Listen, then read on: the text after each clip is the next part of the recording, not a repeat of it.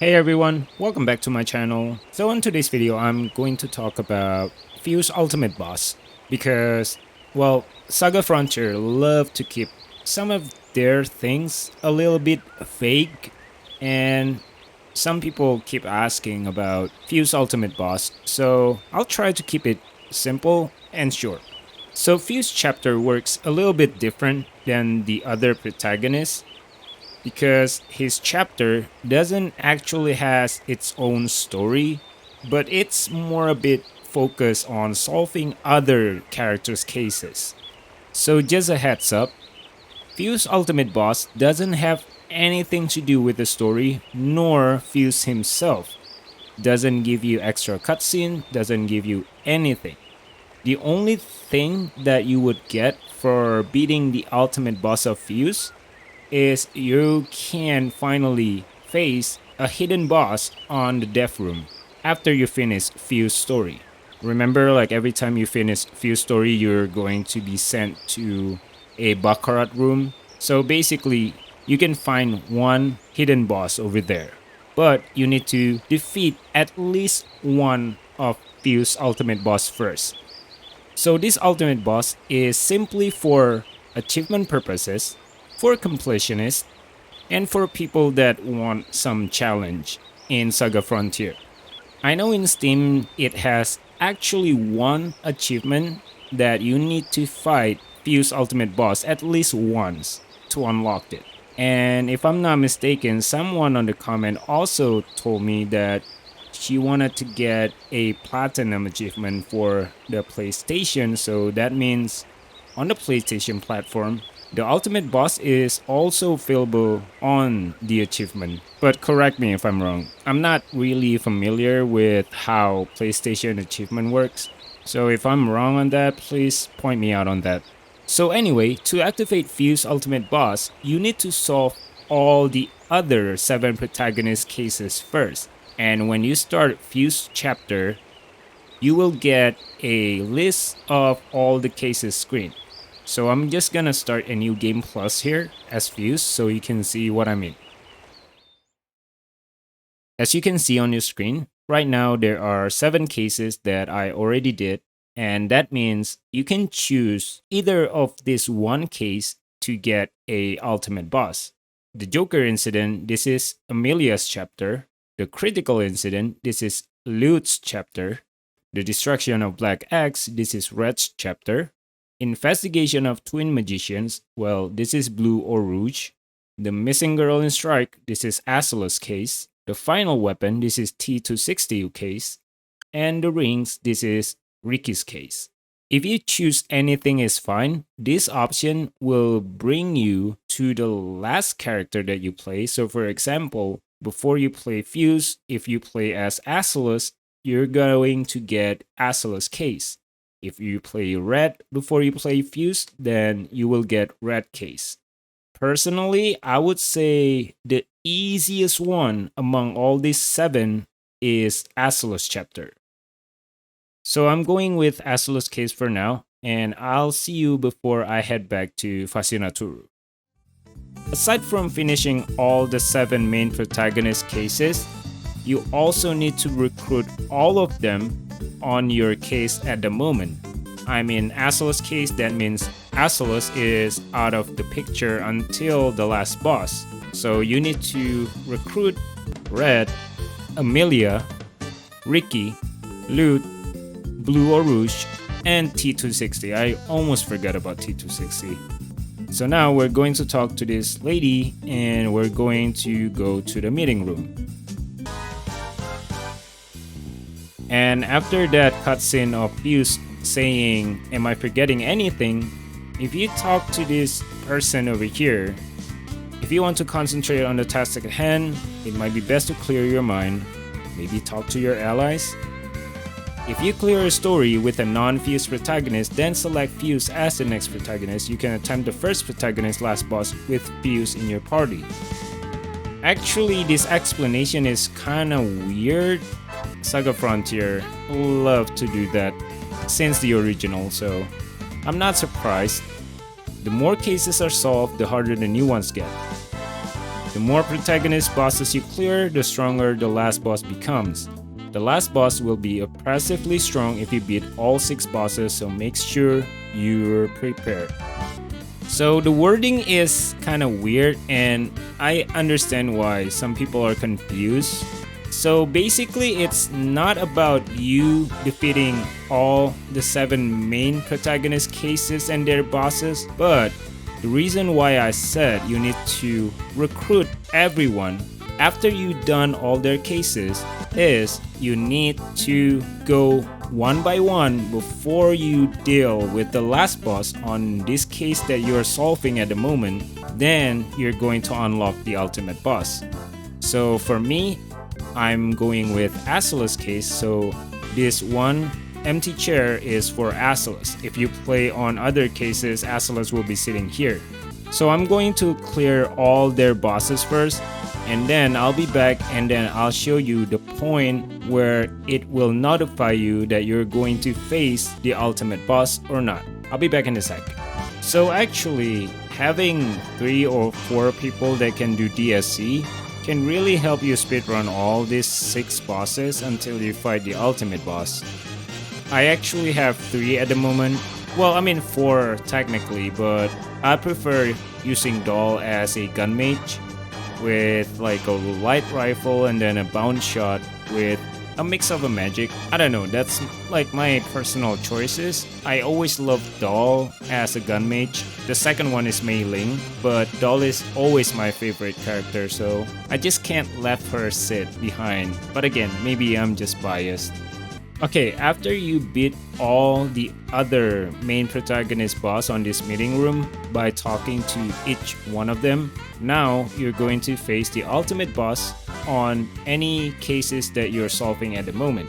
So for me, as per this recording, is Azulus final boss, which means Orlouge on its ultimate form. It doesn't have different form, but his stats is like triple or quadruple, something like that. My suggestion is you should bring the Tautier pattern or the Angel Brooch, because Angel Brooch give ailment immunity. Tautier pattern also give immunity because Orlouge ultimate form love to attack with status attack. And make sure you also have one healer. That's why I bring Mesarthim, because one, she has, and she is the only one besides Monster that has Life Brain. And thank you for somebody, I think there are a few people pointing me out that Monster also have the access to Life Brain. I completely forgot about that because, like I said, I even mentioned on some of my videos that I don't really use Monster. That's why I forgot Monster also has the access to Life Brain. But I don't think Monster is going to be really helpful on the ultimate boss. I would rather have Mesarthim because one, she is a mystic, and make sure you have Maurice absorb on any mystic you're using as a healer, because Maurice give you plus 25 stats, and also it give magical heal that can be really helpful on healing. And also make sure you also have somebody that can use time magic, especially time leap, because you need to stop Orlouge from doing anything. Well, I mean, aside from Orlouge's shadow, you can't stop them, but you can stop Orlouge, or you might have to deal with double damage. So before heading to the ultimate boss, Fuse is going to say this ain't gonna be easy. And then you're going to get a red line like this, and you can choose whether you want to fight the ultimate boss or the normal boss. This red line only shows up if you already beat all the other 6 bosses in this meeting room. Then you're gonna get this red line. Well, I mean, this is like a warning, like an option where you can choose either you want to fight the ultimate boss or you're just going to face the normal boss. So I'm going to show you the ultimate boss now and get this started. So let's just start this whole thing.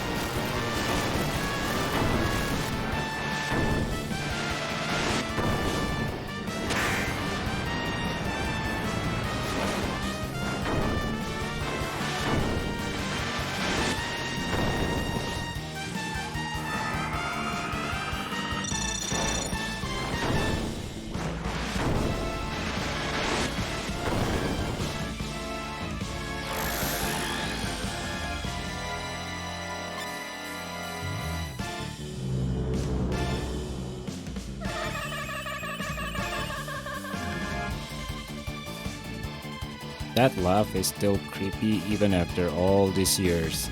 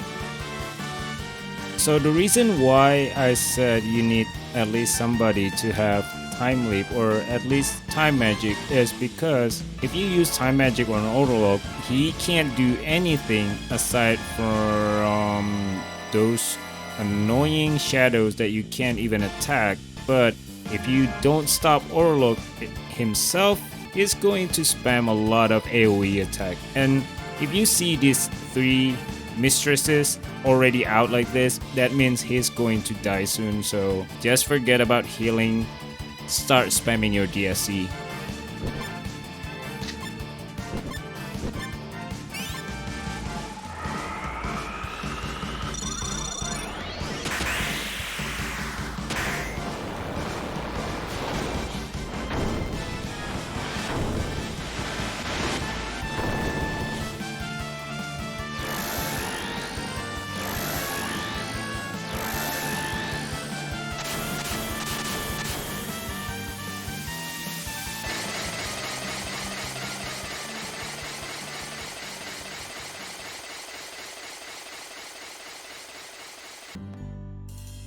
So that is how you deal with an ultimate boss of Orlouge. As you can see, even my fuse that has almost all 99 stats can only deal 11k DSC damage that is fully connected.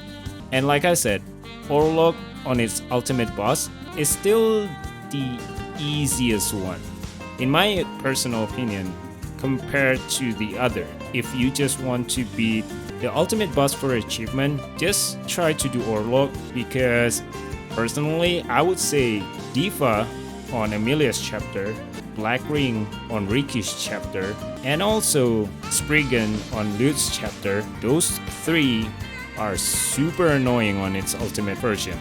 So let me know which one did you choose for your ultimate boss. And also, if you don't mind, would you recommend me like what RPG that is worth checking nowadays? Because I might revisit Tales of Berseria, because that's my favorite Tales series. Aside from the classic Tales of Destiny, not the remake one, the original one, I might revisit Parasite Eve, SaGa Frontier 2 actually, Romancing Saga 3, and maybe Persona 2.